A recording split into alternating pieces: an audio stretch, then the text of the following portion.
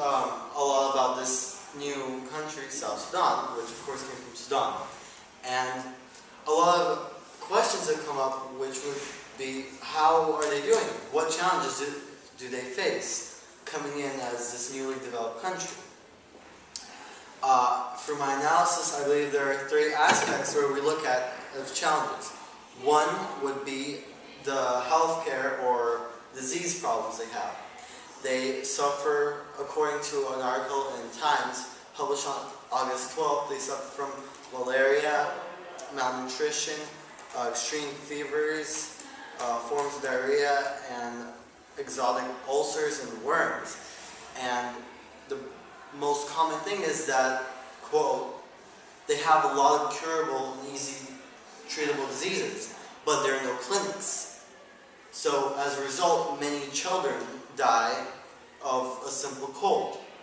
Now, this actually has a connection to their economy, which is they have, after decades of rebellion and fighting, they're one of the poorest countries, leading to no health care.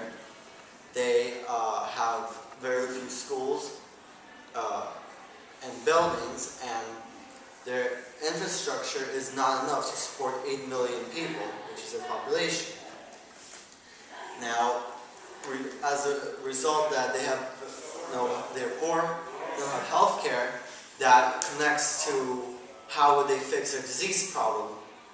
Now, also 3/4 of their population is illiterate. So with no generation to teach the next generation, there can be no better health care, leading to no simple vaccines. Next, leading to my third analysis, which would be war relations with, or problems with other countries. Now, starting off that the majority of the money they make, their income or gross, is importing oil to China. Now, here's the problem. With that being their main source of their economy, they own most of the oil fields, but Sudan owns most of the pipelines. So the conflict of profit, or who gets control of the oil, comes from there. Also, they have a potential agriculture industry, which is negatively impacted by feuds they have with neighboring nations and several rebellions they have within their own nation. Now, a connection would be the fact that they have disease problems. The disease could be fixed if they had health care. That health care would be fixed if they had education.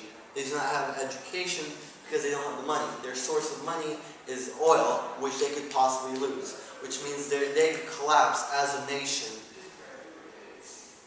within a few months, or prosper as a nation within a few months. And these are the challenges I see. That's all I have.